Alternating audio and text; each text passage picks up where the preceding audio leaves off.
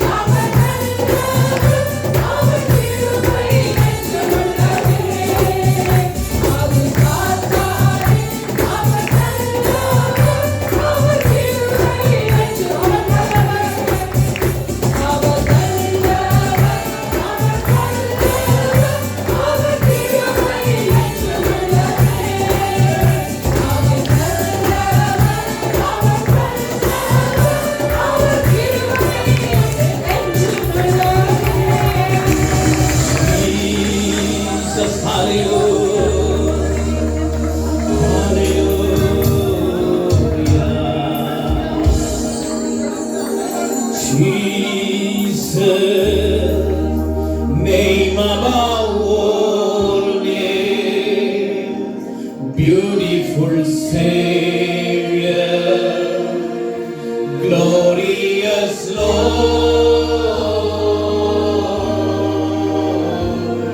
Emmanuel, God is with us, blessed Redeemer, living word, Jesus, name above all name, beautiful Savior, glorious Lord,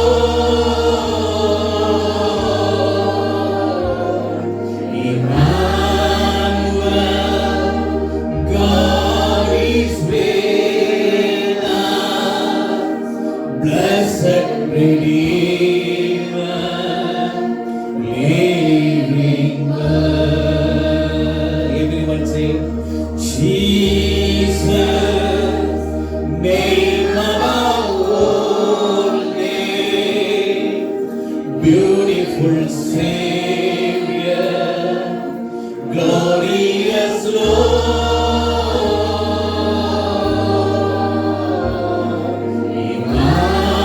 Emmanuel, God is with us, blessed Redeemer, living word, Emmanuel, God is with me, blessed Redeemer, living word. எல்லாரும் சொல்லுங்க, இயேசுவோடு கூட இருக்கிறார். Emmanuel, God is with me, blessed Redeemer, living word, Emmanuel, God is with our church, blessed Redeemer, oh living word. என் தாசனாகிய யாக்கோபே, நான் தெரிந்து கொண்ட எசரனே, பயப்படாதே. அதில் இன்னொரு வசனத்தை நாங்கள் பார்த்தோம். இதுக்கு ஒப்பனையா இருக்கக்கூடிய வசனம் 43ஆம் அதிகாரம் 1வது வசனத்தில், இப்போதும் யாக்கோபே உன்னை சிருஷ்டித்தவரும் இஸ்ரவேலை உன்னை உருவாக்கினவருமாகிய கர்த்தர் சொல்லுகிறதாவது, பயப்படாதே, உன்னை மீட்டுக் கொண்டேன், உன்னை பேர் சொல்லி அழைத்தேன், நீ என்னுடையவன் என்ற ஒரு தலைப்பில் உங்கள் மத்தியில் பேசியிருந்தேன். I spoke to you all from Isaiah chapter 41 verse 1 to 3, and it says like the heading goes like this, you are mine. ஆக இப்படித்தான் கர்த்தர் இஸ்ரவேலை யாக்கோபை ஆசீர்வதிக்க வேண்டும் என்று கர்த்தர் விரும்புகிறார். God loves to bless Israel and Jacob like this.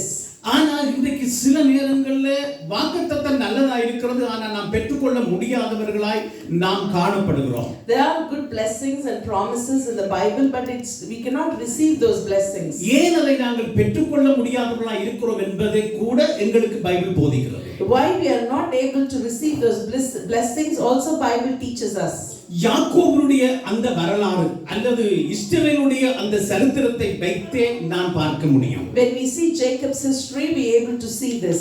போன வாரத்துக்கு முதல் வாரம் அதே இஸ்ரவேலை சபிக்கணும் அப்படின்னு சொல்லி ஒருத்தன் கிளம்பின வந்தான். பாலாக் ராஜா அதை பிலியாமை கொண்டு சபிக்கணும் என்று விரும்பினார். ஆனால் கர்த்தர் அதுக்கு அனுமதி கொடுக்கவே இல்லை. The king wanted to curse the Israelites, but God didn't give them permission. ஆக கர்த்தரே விரும்புறாரு இஸ்ரவேலை ஆசீர்வதிக்கணும். God wants to bless Israel. தேவனுடைய பிள்ளைகளும் இந்த ஆசீர்வாதத்துக்காக நாங்கள் காத்திருக்கிறோம். ஆனால் சில நேரங்களில் அது நமக்கு கிடைக்கல. Even God's children, we are waiting for those blessings, but sometimes we don't receive it. ஏனென்றால் இந்த யாக்கோபுடைய வரலாறை குறித்து பார்க்கிற பொழுது அவனுக்கு ஆசீர்வாதம் என்பது ஒரு சின்ன ஒரு விஷயம். For Jacob's history, blessing is a very small thing for him. ஏனென்றால் அவனுக்கு ஆசீர்வாதம் நிறைஞ்சு போச்சு. Because his blessing is full. அவன் ஏசாட்ட இருந்ததான சேஷ்ட புத்திர பாகம் இன்னும் அவனுக்கு வர வேண்டிய அந்த ஆசீர்வாதங்கள் எல்லாம் ஏமாற்றி சுத்தமாத்து விட்டு அவன் பெற்றுக்கொண்டான். He cheated his brother and he received all the firstborn blessings and he got everything for him. இவ்வளத்தையெல்லாம் அவன் பெற்றுக்கொண்டும் எங்கே ஓடி போகிறான் என்றால் மாமாவிடத்தில் ஓடி போகிறது நாங்க பைபிள்ல படிக்கிறோம். After receiving all this, he just ran to his uncle's house. அந்த லாபானிடத்தில் அங்க போகிற பொழுது கூட கர்த்தர் அவனை விட அங்கேயும் ஆசீர்வாதம் தான். Even when he went to Laban's house and even God didn't let him down, God blessed him abundantly. Even ஒரு கோலும் கையுமா தான் போனான் என்று பைபிள் எழுதப்பட்டிருக்கிறது. In Bible we can see that he just went with the one rod. திரும்பி வருகிற பொழுது 4 பொண்டாட்டியும் பிள்ளைகளோடையும் வந்திறங்கினான். When he came back, he came with 4 wives and all the children. அவன் 4 பொண்டாட்டி என்று சொல்லுவதற்கு பதிலாக அவன் சொல்றான், நான் போயிட்டுல கோலும் கையுமாக போனேன், நான் இப்பொழுது இவ்விரண்டு பரிவாரங்களோட நான் வரேன் என்று சொல்றான். He didn't mention about the 4 wives, but instead he said, when I went here, I just went as an empty hand with a rod and a stick, but now I got all the 2 folds of blessings. ஒரு காலத்திலே சகோதரனிடத்திலிருந்து புடுங்கி அந்த ஆசீர்வாதத்தை பெறணும் என்று அவன் விரும்பினவன். Once he wanted to get blessings from his brother. ஆனா நிறைய ஆசீர்வாதம் பெற்றதன் பிற்பாடு அவன் என்ன செய்கிறான்னு சொன்னால், கர்த்தரே சொல்றாரு, நீ போ, 20 வருஷம் ஆயிடுச்சு, நீ எனக்கு திரும்பி நீ போ அப்படின்னு சொல்லி கர்த்தர் அனுப்புறத நாங்க பார்க்கலாம். We can see here God himself said, it's been long years, 20 years, you just go back to your place. ஆனா ஆண்டவர் ஒரு பெரிய ஒரு நோக்கம், பெரிய ஒரு திட்டத்தை வைத்திருக்கிற பொழுது, when God has a great plan and purpose for him, ஆனா இவருக்குள்ள ஒரு விதமான பயம். but he was a bit scared about something. என்ன பயம் என்றால், நான் செத்து போய்வேன், நான் மரித்து போடுவேன் என்ற ஒரு பயம் தான். He got a fear of death. இவ்வளவு சொத்துக்கள், இவ்வளவு ஆடு மாடுகள், கழுதைகள், கோழிகை கழுதைகள் என்று சொல்லவே முடியாத அவ்வளவு ஆசீர்வாதத்தோடு வர்றான். He got all the livestock and he got lots of blessings. We could not even comprehend his blessings. ஆனா இவன் பல முயற்சிகள் எடுத்தும் இருதயத்தில் ஒரு விதமான பயம். He took lots of ways to take away this fear, but still he got that fear. இந்த பயத்துல இருந்து அவன் தப்பித்துக் கொள்வதற்காக, to escape from this fear, நீங்கள் வேதத்தை படித்து பார்த்தீங்கன்னா தெரியும், நிறைய சொத்துக்களை அவருடைய அண்ணாவுக்கு நான் கிஃப்டா கொடுக்கிறேன்னு கூட சொல்றான். What he did is like he prepares lots of gift for his brother and they sent before him. ஒரு காலத்துல அண்ணாவிட்ட இருந்து பறிச்சவன், once he just took all the blessings from his brother, இவன் தப்பித்துக் கொள்வதற்காக நான் இப்ப எது வேணும்னாலும் நான் கொடுக்கிறதுக்கு தயாரா இருக்கிறேன். and now he is ready to give anything for his brother to escape and to. ஆனா கால போக்கில இந்த பயம் மாற வேண்டுமானால், but if you want to take away this fear from him, இவன் பல முயற்சிகளை எடுத்தும் படுதோல்வியை சந்தித்ததான இந்த மனுஷன், he took lots of steps but still he was failed. கடைசியாக ஒரு காரியத்தை ஏறெடுக்கிறதை நாங்க பார்க்கலாம். Here we can see that he did one thing. அந்த இடம் என்னவென்று சொன்னால், what is that place? ஆதியாகமம் 32ஆம் அதிகாரத்திலே Genesis chapter 32 26வது வசனத்திலே இருந்து யாராவது படிக்கலாம். let's read from verse 26. அவர் 25ல இருந்தே படிங்க.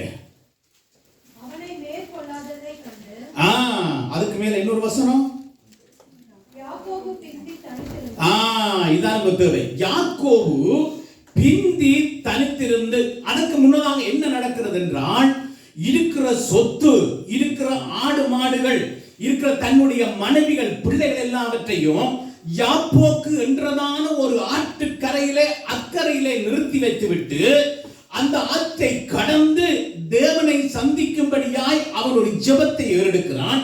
அந்த வசனம் தான் 24ல இருந்து படிங்க.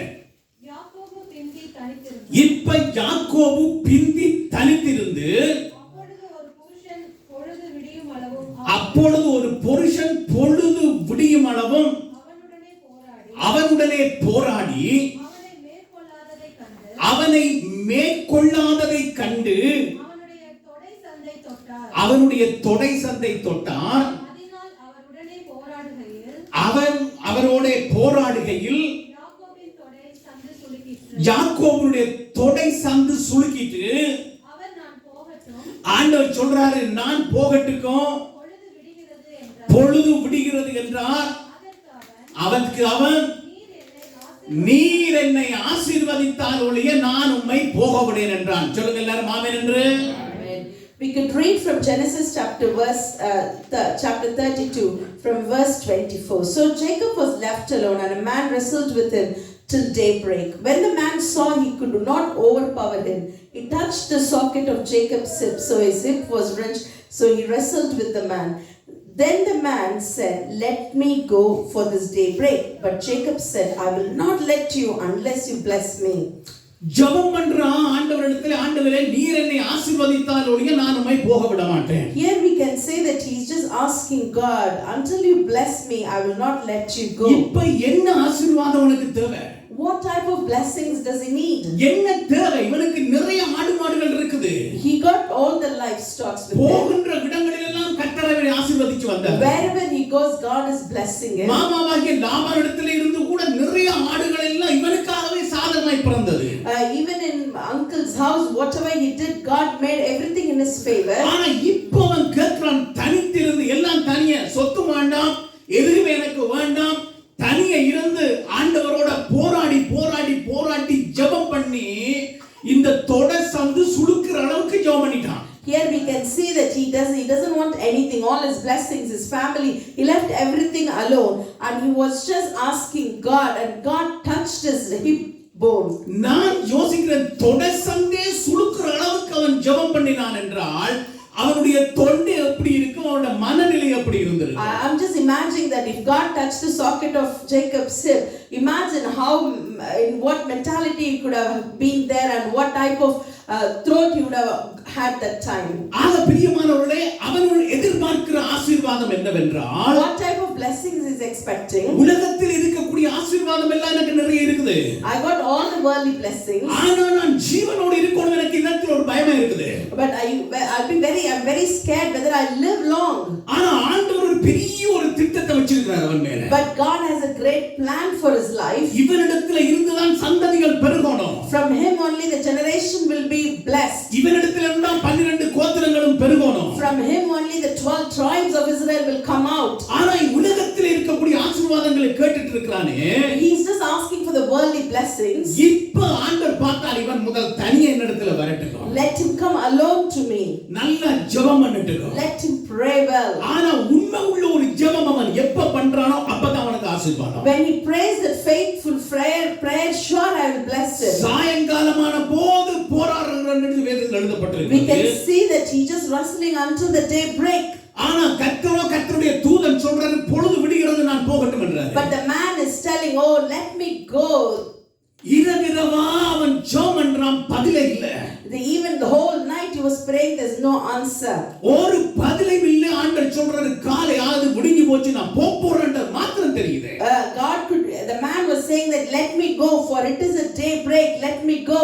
கர்த்தர் சொல்றாரு, "ஓ, உன்னுடைய பெயர் என்ன முதலாவது?" And after that God is asking, "What is your name?" அவன் சொல்ற, என்னுடைய பேர் யாக்கோபு. He answered, "My name is Jacob." இல்லை, உன்னுடைய பேர் முதல் மாறட்டும். Let your name be changed first. உன்னுடைய பேர் மாறுறது மட்டுமில்லை, நீயே மாறணும்.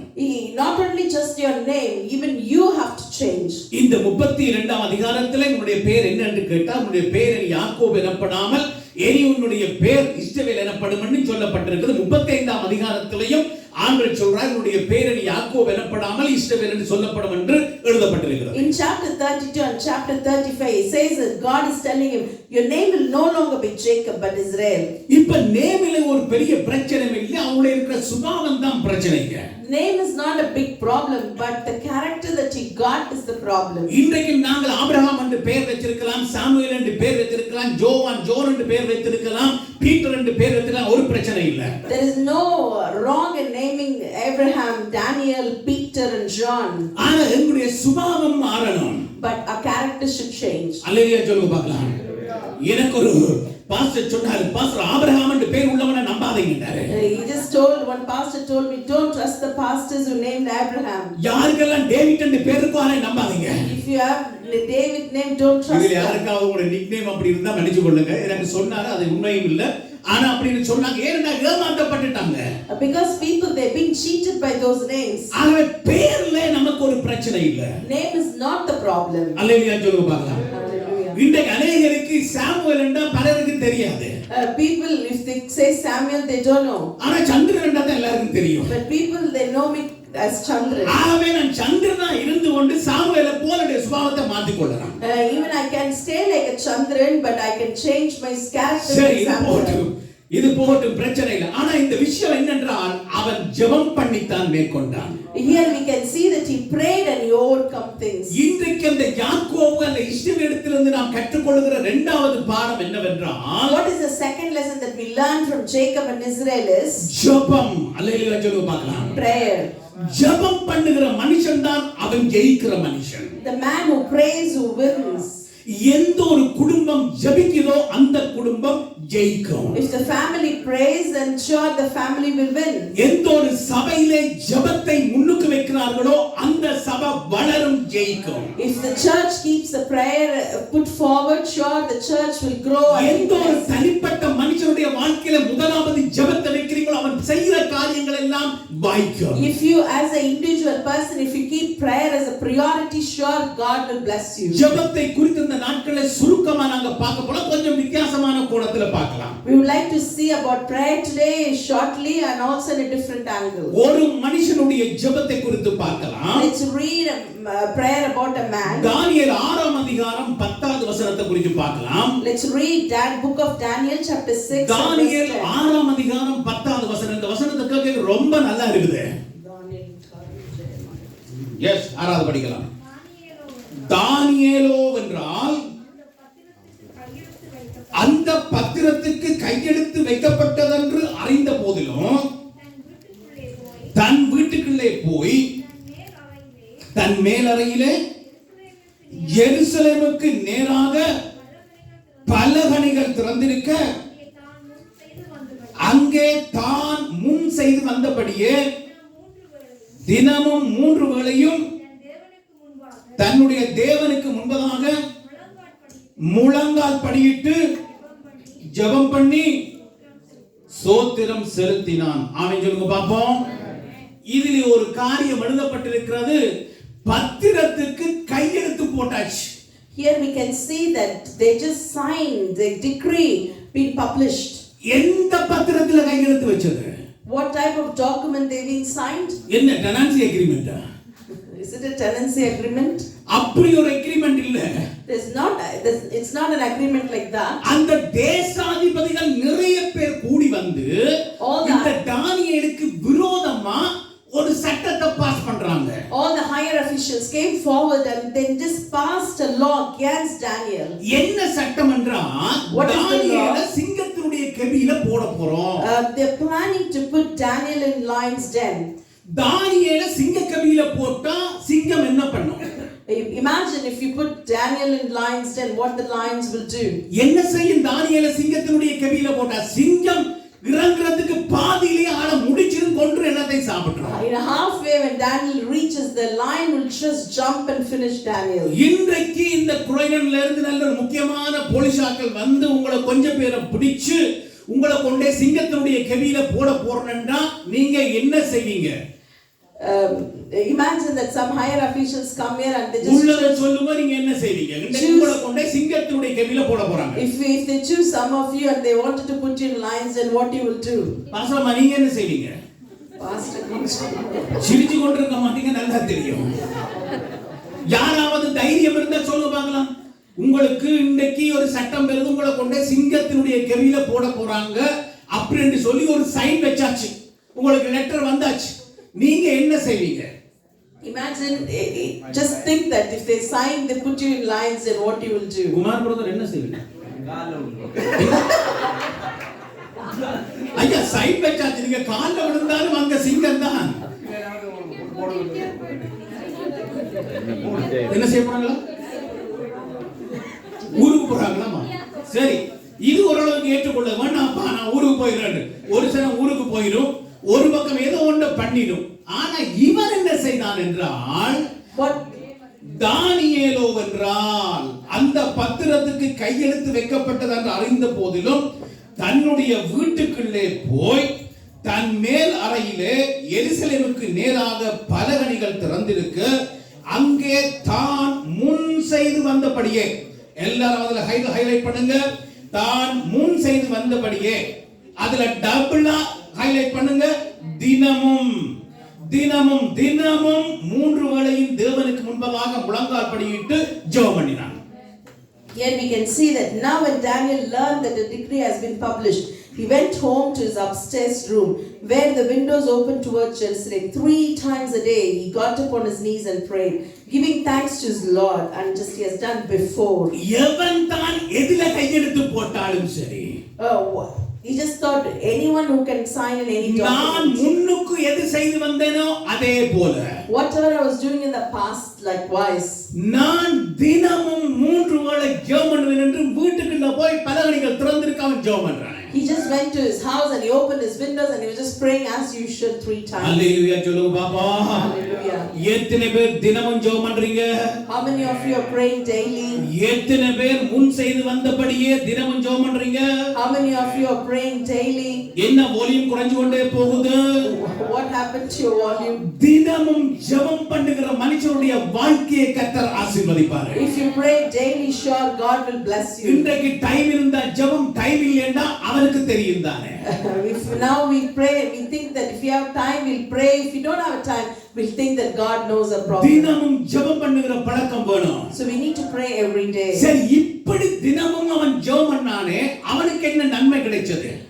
அதே தானியேல் 6ஆம் அதிகாரத்துல 2ல இருந்து ஒரு சில வசனத்தை படிங்க. We can think that what happened for him, what type of blessings is received because he's praying. 6ஆம் அதிகாரம் 2வது வசனத்துல இருந்து ஒரு சில வசனங்களை மாத்திரம் படிங்க. ராஜாவுக்கு நஷ்டம் வராதபடிக்கு அந்த தேசாதிபதிகள் கணக்கு ஒப்புவிக்கிறதற்காக அவர்களுக்கு மேலாக 3 பிரதானிகளையும் ஏற்படுத்துவார். அந்த தேசத்திலே ராஜாவுக்கு நஷ்டம் வரக்கூடாதுன்னு சொல்லி 3 பிரதானிகளை அங்கே ராஜா ஏற்படுத்துறான். தரியுவுக்கு நலம் என்று கண்டது. இவர்களில்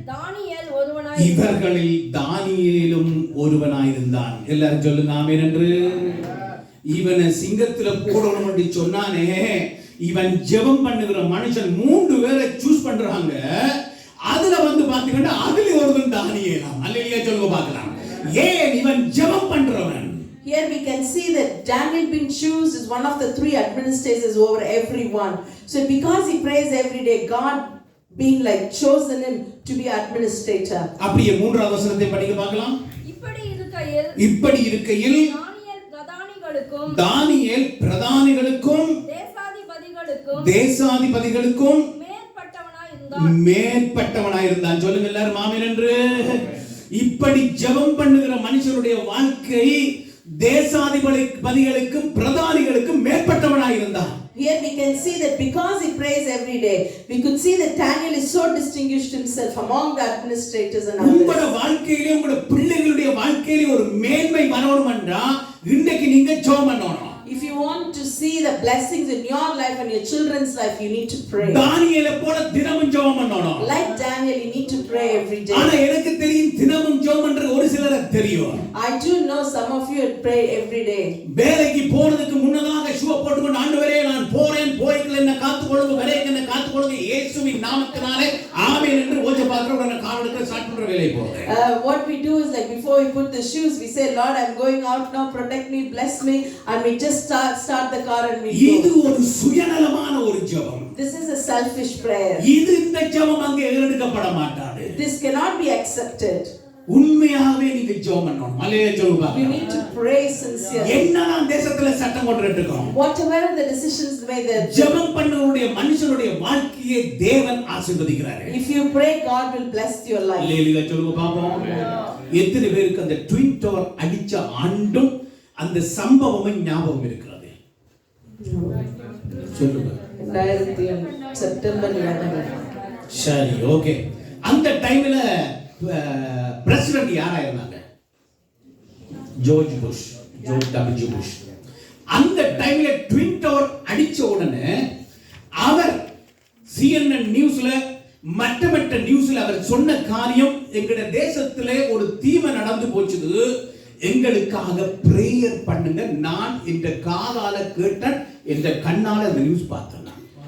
When the incident happened, president of US, he said to the press this, he said like some bad things happened to our country, please can you all pray for our nation. உலகத்திலேயே முதலாவது ஒரு நல்ல ஒரு மேலான எல்லாத்திலும் மேலான ஒரு நாடு என்று நினைத்துக் கொண்டிருக்கிற அமெரிக்காவே எங்களுக்காக ஜெபம் பண்ணுங்க என்ற ஒரு காரியத்தை அங்கே செய்கிறார்கள் என்றால் ஜெபம் இம்பார்ட்டன்ட் என்று அவங்களுக்கு தெரியும். They do know that they are the one of the well flourished country, and they do know that prayer is so important. எல்லாரும் சொல்லுங்க ஜெபம் பண்ணணும். Let's everyone say let's pray. ஜெபம். Prayer.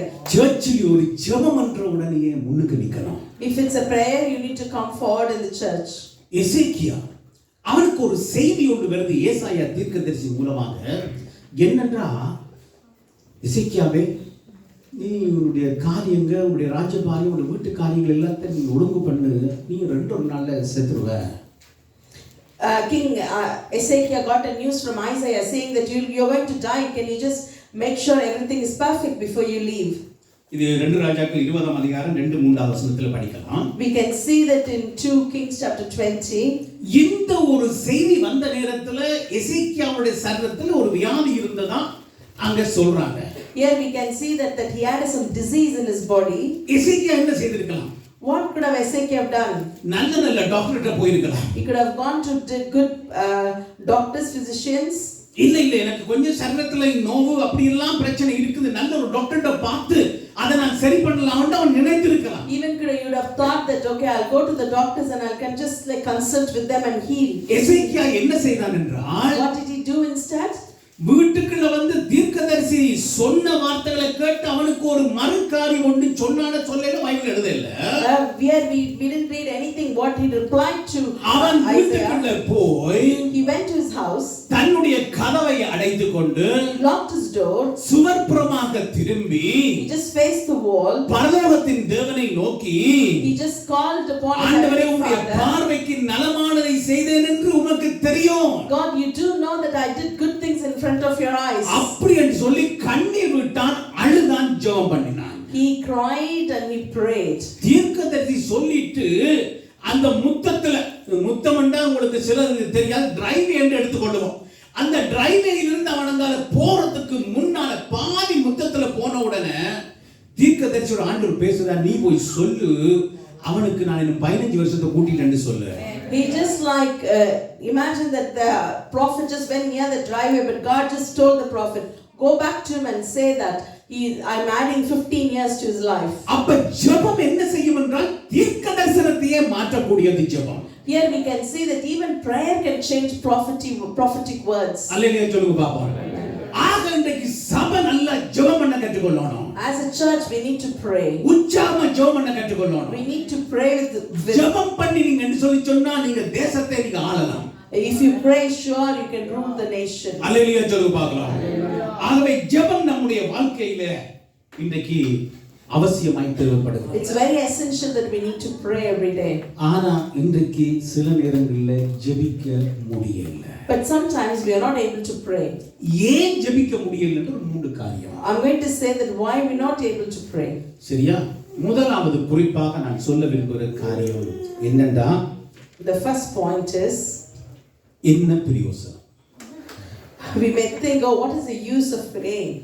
என்ன பிரயோசனம் நான் இதுவரைக்கும் ஜெபம் பண்ணேன்? What is the use that I prayed all these years? ஏன் நான் ஜெபம் பண்ணணும்? Why should I pray?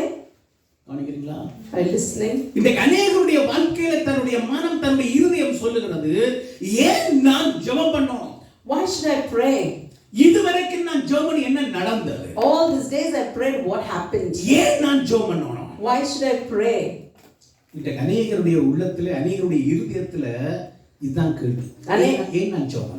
So many of us have this thought in our mind that why we have to pray. இந்த பிரச்சனை அவருக்கு தெரியும். God knows my problem. இந்த நிலைமை அவருக்கு தெரியும். God knows my situation. என்னுடைய கடன் பிரச்சனை அவருக்கு தெரியும். God knows my debt problems. ஒன்று சொல்லட்டா உங்களுக்கு? Shall I tell you one thing? உங்களுக்கு என்ன தேவை என்று உங்களுக்கு தெரிகிறதுக்கு முன்னதாக அவருக்கு தெரியும். God knows even your need before you know your need. ஆனாலும் ஜெபம் தேவை. But we need prayer. அநேகருடைய உள்ளத்துல என்ன பிரயோசனம்? Most of our heart says, what is the use of praying? இந்த அநேகருடைய வாழ்க்கையில நான் ஏன் ஜெபம் பண்ணணும் என்றதான கேள்வி தான் நம்பி இருக்குது. Many of us have a question, why should I pray? ஒருக்கா ஜெபம் பண்ணி பார்த்தேன், 2 தரம் ஜெபம் பண்ணி பார்த்த சத்தம் இல்ல, 3 தரம் ஜெபம் பண்ணி பார்த்த சத்தம் இல்ல. I prayed once, twice and thrice, there's no answer. Billy Graham எத்தனை பேர் கேள்விப்பட்டிருக்கீங்க? How many of you know, heard about Billy Graham? அவன் அந்த ஊழியக்காரன் ஒரு ஒரு ஒரு ஒரு ஆளுக்கு சுவிசேஷம் சொல்லிட்டு வந்தார். He went and preached the gospel to a man. அவன் எதிர்த்து இவரோட பேசிக்கொண்டு தர்க்கம் பண்ணிட்டே இருந்தான். The man was just constantly arguing back.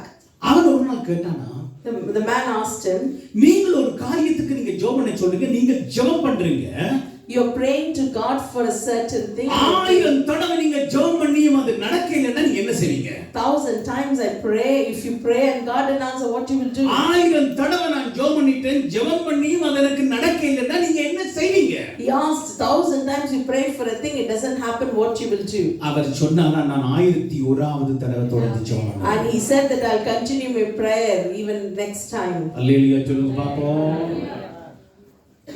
இதுவரைக்கும் நடக்கலைன்னா தொடர்ந்து. If it's not happened till now, it will happen. கனடாவுக்கு பல தடவை போயிருக்கிறேன். I went to Canada many times. எங்கட மருமக்கள் பிள்ளைகள் எல்லாம் சில இடத்துல விதவிதமான ரெஸ்டாரண்ட் கூட்டிட்டு போவாங்க. They just take me to different places to buy clothes. ஆனா ஒரு நாள் என்ன அந்த சிக்கன் விங்ஸ் அப்படியான ஒரு ஃபேமஸான ஒரு கடைக்கு கூட்டிட்டு போறாங்க. Oh, they just took me to a restaurant. அங்க சில challenges நடக்கும். There are some challenges would happen. நல்ல ஸ்பைசி, நல்ல காரமான இதெல்லாத்தையும் கொண்டு வந்து போடுவாங்க. They give all spicy food there. அவங்க சொல்லுவாங்க, நான் சேலஞ்ச் பண்ண போறோம் அப்படின்னு சொன்னா அதுக்கேற்ற மாதிரி பண்ணுவாங்க. If we say that, oh, I'm going to challenge this, they do accordingly. அப்ப அதுக்குள்ள நல்ல ஸ்பைசி, நல்ல காரமா சிக்கன், அதுக்கான சோஸ் எல்லாத்தையும் கொண்டு வந்து போட்டு உடனே நீங்க சாப்பிட்டீங்கன்னா, they just gave chicken and lots of spicy things to eat everything. உங்களுக்கு certain amount dollars உங்களுக்கு நாங்க gift-ஆ கொடுப்போம். We'll give you certain amount of dollars as a gift. நீங்க சாப்பிடுற அந்த சிக்கன் அந்த இதுக்கு நீங்க கொடுக்க தேவையில்லை. Whatever you eat, you don't need to pay. ஆனா நோட்டீஸ் போர்டுல நாங்க போடுவோம், நீங்க சேலஞ்சில வின் பண்ணிட்டீங்க அப்படின்னு போடுவோம். If you win in the challenge, we'll put your name in the notice board. நம்முடைய மக்கள் ஜோக்கா சொன்னாங்க. My relatives just jokingly said, அது உண்மையா இருக்கலாம். it could be a truth. அவங்க சொன்னாங்க, ஒரு ஆள் போனாராம். The man they just gave an example. A man went there. அதுல சொல்லுவோமே, ஏறத்தாழ 100 விங்ஸ் இருக்குன்னு வைப்பமே. Imagine there's 100 chicken wings there. அவ்வளவு காரமான விங்ஸ் சாப்பிடக்க அவன் போட்டு கவுண்ட் பண்ணிட்டே இருப்பான்.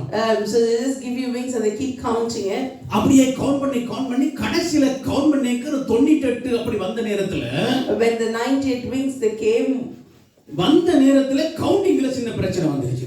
when they were just counting, there was a problem in the counting. இவன் சொன்னானா, நான் 98வது விங் சாப்பிட்டே இந்த 2 தான் இருக்கேன்டானா. The man who was eating, he said like, oh, I just finished 98. அவன் சொன்னா, இல்ல நீ ஒன்று குறையற அப்படி சொன்னானா. Oh, he just said like, oh, one you're missing. அவன் சொன்னா, நான் வேண்டாம், நிப்பாட்டு, 0ல இருந்து ஆரம்பிக்கிறேன். And he said that, okay, let's start. நான் இன்னொரு 100 விங்ஸ் நான் சாப்பிடுறேன். I'm going to eat another 100 wings. சாப்பாட்டு விஷயத்துல ஒன்று ஒத்துக்கொள்ளாததால நாங்க விரும்புறோம் இல்லையே. ஆனா பிரேயர் அண்ட் டேக்குள்ள நாங்க அதுக்கு ஒரு கணக்கு வச்சிருக்கோம். If it's a food thing, if it's not okay for us, still we challenge ourselves and we eat. அதுக்கு நான் போய் ஏன் நான் ஜெபம் பண்ணனும், என்ன பிரயோசனம்னு கேட்டுட்டு இருக்கீங்க.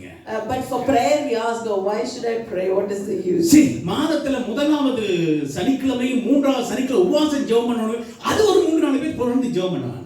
We may think that first week and third week, few of them they'll go and church pray. ஜெபம் பண்ணுதுங்களுக்கு. The church is praying for us. church என்ன இந்த பில்டிங்கா? What does church means? Is it church என்ன நீங்களும் சேர்ந்தா தானே church? Church means it's you. அப்ப நீங்களும் சேர்ந்து ஜெபம் பண்ணணுமே. We need to come to the prayer and pray. 11 மணிக்கு துவங்கி 2 மணிக்கு முடிச்சிரோம். We start at 11, finish by 2.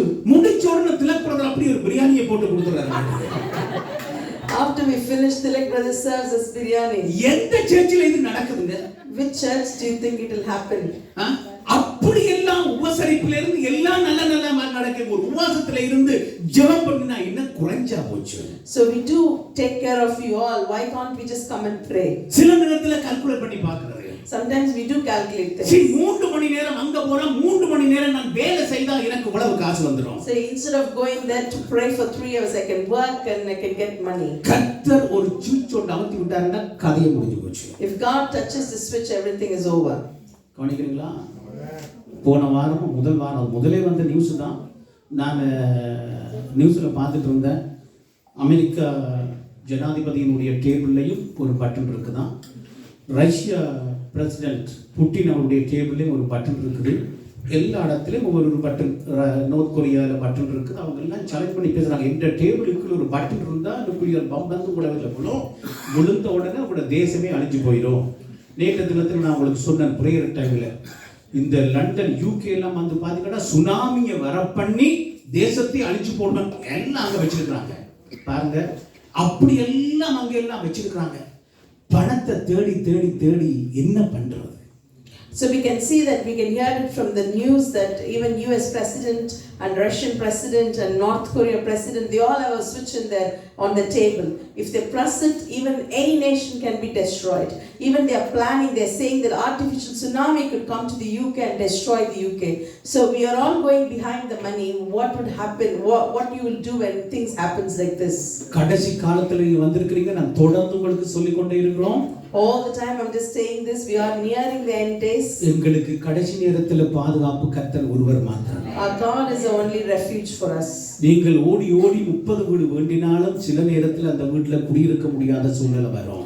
We can go and buy even 30 houses, we are not able to go and stay there. நீங்க ஓடி ஓடி மில்லியன் கணக்குல பணத்தை உங்க பேங்க்ல நீங்க போட்டு வச்சாலும் சில நேரத்துல ஒரு 10 பவுண்ட் எடுக்க முடியாத சூழ்நிலைக்குள்ள வந்தாலும் தருவீங்க. We may have like millions of pounds in our account, sometimes we are not able to take that money out. சில நேரத்துல பணமே செல்லாது என்று சொன்னாலும் சொல்லிடுவாங்க. Even sometimes they may say all this money will not be valid anymore. ஏன்னா இதெல்லாம் முன்னுக்கு இருக்கு. இந்தியால என்ன சொன்னாங்க, இந்த 2000 ரூபாய் செல்லாது, இந்த 500 ரூபாய் செல்லாது சொன்னாங்களே, சொல்லலையா? அப்படி ஒரு சட்டம் எல்லாருடைய வீட்டுல இருக்கிற 50 பவுண்ட்ஸ் நோட் எல்லாம் செல்லாது என்று சொன்னீங்கன்னா என்ன செய்வீங்க? What do you do if they say all your 50 pounds will be voided? யாரெல்லாம் வேத வந்து சொல்றீங்களோ அங்க நிறைய கட்டக்கட்டா இருக்குன்னு அர்த்தம். சரி, ஓகே. முதலாவது, நாம் ஏன் ஜெபம் பண்ண வேண்டும் என்றதான ஒரு தவறான இருதயம் நமக்குள்ள இருக்கிறது. இதை மாற்றிக் கொள்ளணும். We should not have a heart of thinking, why should I pray, what is the use? இதற்கு ஆதாரமா 2 வசனத்தை நான் படிச்சிட்டு சீக்கிரமா கடந்து போகிறேன். Let's read 2 more verses. 1 Samuel 28ஆம் அதிகாரம் 6வது 7வது வசனம். Let's read 1 Samuel chapter. Saul கர்த்தரிடத்திலே விசாரிக்கும் போது கர்த்தர் அவனுக்கு சொப்பனங்களினாலாவது ஊரிவினாலாவது தீர்க்க தரிசனங்களினாலாவது மறு உத்தரவு அருளவில்லை. ஒரு வசனம் சொல்லுது, சவுல் தேவனிடத்திலே விசாரிக்க போனானா. Here we can see that Saul went to inquire about few things to the Lord. அவன் தேவன் தான் அவனை அபிஷேகம் பண்ண எல்லாமே நடக்குது.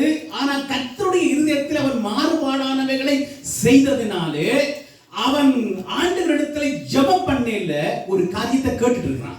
Here we can read in 1 Samuel chapter 28, we can read that he went and asked God about some things.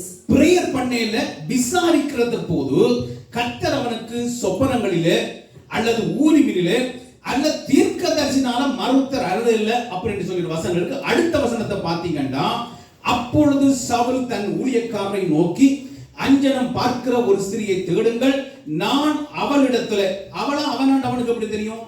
அப்ப முதலே பிளான், நான் அவளிடத்திலே போய் விசாரிப்பேன் என்றான். Here we can see that he inquired of the Lord, but the Lord did not answer him by the dream. So Saul said them to the attendants, find me a woman who is in a medium where I go and inquire of her. அதுக்கு பிறகு உங்களுக்கு அந்த சம்பவம் வந்தது தெரியும். We all know about what happened after this. ஆண்டவரிடத்துல போய் ஜெபம் பண்ணினா கர்த்தர் எல்லாத்தையும் மாத்திடுவாரு. If you go to God and if you pray, God will change. நானே ஆண்டவரிடத்துல போய் நான் ஜெபம் பண்ணணும், உங்களுக்கு ஆண்டவர் பதில் கொண்டே இல்லையா? இங்க எங்களுக்கு இவங்க இருக்காங்களே சொப்பனத்துக்கு என்ன, அவங்களுக்கு அந்த இவங்க இருக்காங்களே சாஸ்திரம் சொல்றவங்க, அவங்க இடத்துல போய் அது கேட்டு அவன் சொல்லிட்டாரு போறானே. Here he said that if God doesn't answer, we can go to the people who does all this witchcraft and stuff. We can go and ask them, inquire them. அதனால பிளானே மாறியாச்சு. அன்றைக்கு கர்த்தர் பிளான் பண்ணாரு, நம்முடைய ராஜ்யத்தை பிடிக்கலாம். On that day God said that, okay, I'm going to take away his kingdom. கடைசியா போய் கேட்டது, எனக்கு சாமுவேல் வேணும், இப்ப சாமுவேல் வேணும். After Samuel died, Saul went and asked, I need Samuel. அப்ப மந்திரவாதி சாமுவேலை போல இன்னொரு ஆளை கொண்டு வந்து கொடுக்கலாம், ஆனா சாமுவேலை கொண்டு முடியாது. A man who can bring man like a Samuel, but not. ஏன் அங்க போகணும்? நீ சாமுவேல் இருக்கிற பொழுதே சாமுவேல்கிட்ட போய் அட்வைஸ் கேட்டு அதன்படி நடத்தி இருக்கலாமே. When Samuel was alive, why can't you go and ask advice from Samuel and get the advices and live. அதை அவன் விரும்பல. He didn't like that. தவறான ஒரு எண்ணம் கொண்டு நான் ஏன் கர்த்தரிடத்துல போகணும், நான் ஏன் தேவனுடைய தீர்க்கதரிசனத்துல போகணும் என்று தவறான இடத்துல போனான். ராஜ்யம் மாறிச்சு. Here he went to the wrong people, so God took away his kingdom. அல்லேலூயா சொல்லுங்க பார்க்கலாம். இரண்டாவது அடுத்த குறிப்பு என்னவென்றால், Let's see the second point. அவிசுவாசமான இருதயம் நமக்குள்ளே காணப்படுகிறது. We may have a doubtful heart. அவிசுவாசம். We may have like unbelief or doubtful. நம்முடைய உள்ளத்திலே ஆல்ரெடி இந்த காரியம் நடக்கும், இந்த காரியம் நடக்காது என்று நாங்க இங்க பில்ட் பண்ணி வச்சாச்சு. Even in our heart we just decided, oh, these things will happen, this will not happen. அப்போ ஜெபம் பண்ணி ஒரு பிரயோஜனம் இல்லையே. And if you pray, there's no use. உண்மையாகவே தேவனிடத்தில் ஒன்றை கேட்டா அது நடக்கும் என்று நாங்க விசுவாசிக்கணும். If you believe that I'm going to pray and God is going to answer this. விசுவாசத்துக்கு பெரிய ஒரு புத்தகமே எழுதப்பட்டிருக்கிறது. எபிரேயர் 11ஆம் அதிகாரத்தில் நல்ல பெரிய பட்டியலை கர்த்தர் கொடுத்திருக்கிறார். We can see that lots of things in Hebrews chapter 11. நாங்க கேட்கிறத விட கர்த்தர் மேலா செய்யணும் என்று விரும்புறாரு. Whatever you ask, even God is going to do bigger than that. அவர் கட்டளையிட்டா அதை தடை பண்றது யாருமே முடியாது. If God orders something, no one can ஆனா change it. இன்றைக்கு சபையிலே அநேகருடைய உள்ளத்துல இது நடக்கும், இது நடக்காது என்று ஆல்ரெடி இங்க ஃபிக்ஸ் பண்ணியாச்சு. Some of you may have a mindset, oh, this will happen, this will not happen. ஏனென்றால் ஒரு அவிசுவாசம் நமக்குள்ளே காணப்படுகிறது. Sometimes we have like unbelief in us. அல்லேலூயா சொல்லுங்க பாப்போம். அதனால ஜெபம் பண்ண முடியல. So that's why we can't pray. அப்ப அவங்களுக்கே தெரியும் இது நடக்கும், இது நடக்காது. So we know that, oh, this will happen, this will not happen. ஆனா நான் சொல்றேன், நீங்க விசுவாசம் உள்ளவர்களாய் ஜெபத்தினாலே எதை கேட்பீர்களோ அவங்களை கிடைக்கும் விசுவாசிங்க, அது நடக்கும். If you ask God in prayer, believe that God is going to answer you that and give you that. ஒரு அம்மா வெளியே பார்த்தாங்களா, பெரிய ஒரு மலை தெரிஞ்சுதான். There was a lady, she saw outside of her house there was a big mountain. அந்த மலை வந்து பாத்தீங்கன்னா சில தடைகள், உங்களுக்கு தூர பார்வைக்கு தெரியாததுனால ஒரு மலை வந்து தடையா இருந்தது. She can't see what is further, so it was a big obstacle for her. ஆனா ஜெபத்தில் ஒரு நம்பிக்கையோட இருந்தாங்க. She had a belief that she's going to pray. ஆனா சில நேரத்தில் அவங்களுடைய ஜெபம் வந்து அப்படி தான் இருக்கும். Sometimes she'll have ups and downs in her prayers. சர்ச்சில் ஒரு 3 நாள் உபவாச ஜெபம் நடந்தது. In church they had 3-4 fasting அந்த prayers. 3 நாள் உபவாச ஜெபத்துல இந்த மலை தள்ளுண்டு போனா அது போகும் என்று கர்த்தர் சொல்லி இருக்கிறீங்க. ஆக அதற்காக ஜெபம். So she prayed that, God, you said that if I talk to this mountain will move away from here. 3 நாள் அந்த டோர் எல்லாம் க்ளோஸ் பண்ணிட்டு 3 days she just closed all the doors. இந்த அம்மா 3 நாள் ஜெபம் பண்ணது. இந்த மலை தள்ளுண்டு கடல்ல போகணும், மலை தள்ளுண்டு கடல்ல போகணும் என்று ஜெபம் பண்ணிட்டு இருக்காங்க. So 3 days she was fasting and she was praying, let this mountain go away from here. Fasting எல்லாம் முடிஞ்சு 3 நாள் எல்லாம் முடிஞ்சு ஓட்ட அப்படியே விண்டோ திறந்து போட்டு அப்படியே கேட்டில் எடுத்து போட்டு பார்த்தா மலை அப்படியே இருக்கு. After 3 days she opened the windows and she saw the mountain was there. இந்த அம்மா தன்னுடைய இதயத்துல சொன்னாங்களா, She told this in her heart, இது போகாதுன்னு எனக்கு முதல்ல தெரியும். I do know that this will not go. அப்போ இது போகாதுன்னு முதல் தெரிஞ்ச பேர் நீங்க ஜெபம் பண்ணீங்க. ஒரு அவிசுவாசம் உங்களுக்கு இல்லையா? If you have a mindset that this will not move away, then why you have to pray? இன்றைக்கு உங்களுடைய வாழ்க்கையில ஒரு விசுவாசம் இது நடக்கும் என்ற ஒரு விசுவாசம் இருந்தா அது நடக்கும். In your life, if you have faith that this will happen, sure it will happen. கர்த்தர் நாங்க வேண்டிக் கொள்ளுகிறதுக்கு நாங்க நினைக்கிறதுக்கு மிகவும் அதிகமாய் நமக்கு செய்யணும் என்று எபேசியர் 3ஆம் அதிகாரத்தில் 20-21 வசனத்தில் We எழுதியிருக்கிறது. can see Ephesians chapter 3 and verse 20-21 says, more than your imagination, more than your beyond of measures, God is going to answer our prayers. ஆக நம்முடைய ஜெபம் இன்றைக்கு தடைப்படுறதுக்கான காரணம் அவிசுவாசம். The second thing for the prayer that being blocked is because of முதலாவது unfaithfulness. காரியம் என்ன பிரயோஜனம்? First thing is like, what is the use of இரண்டாவது prayer? காரியம் என்னவென்றால் ஒரு அவிசுவாசம். The second thing is like unbelief. மூன்றாவது ஒரு காரியத்தை நான் சொல்ல விரும்புகிறேன். Let's see the third thing. இது அநேகருடைய வாழ்க்கையில பார்த்திருக்கிறேன், இங்க இருக்கிறீங்க. I've seen in many people's life and I've seen in our church too. கர்த்தருக்கு ஐடியா கொடுக்கிறோம். So the third people is like we give ideas. ஆண்டவருக்கு ஐடியா கொடுத்தா அவர் அவருடைய வாழ்க்கையில செய்கிறது. If you give suggestions and ideas to the Lord, how God will encounter in our life. கர்த்தருக்கு idea இப்படி பண்ணுங்க, இப்படி பண்ணுங்க, இப்படி பண்ணுங்க. So we just keep telling God, God you do this, God you do that. அல்லேலூயா சொல்லுங்க பாப்போம். அவருக்கே சொல்ற ஆண்டவருக்கு தெரியும், நான் காலமா 6 மணிக்கு கிளம்பினேன், நைட் விட்டு மண்மட்டும் வேலைக்கு போறேன். இன்றைக்கு நான் ஜெபம் பண்ணல ஆண்டவரே, அவன் நாளைக்கு எந்த நிலைமை உமக்கு தெரியும். So we may say that, Lord, I woke up in the morning and I just been working all day and I'm really tired, I need to sleep. அவர் ஆலோசனை கர்த்தர். God is a good counselor. Time ஒருபோதும் உங்களுக்கு வித்தியாசமா, பெரிய பெரிய ஊழியக்காரங்களுக்கு வித்தியாசமா, even வந்து பாத்தீங்கன்னா பெரிய பெரிய அரசியல் தலைவர்களுக்கு வித்தியாசமா டைம்ல எல்லாருக்கும் 24 hours தான் ஒரு நாள்ல. Everyone had 24 hours in a day. தங்க காரியத்துக்கென்று டைம் நீங்க ஒதுக்கி வைக்கணும். So you need to keep scheduling your time for certain things. பிரேயருக்கு ஒரு டைம்.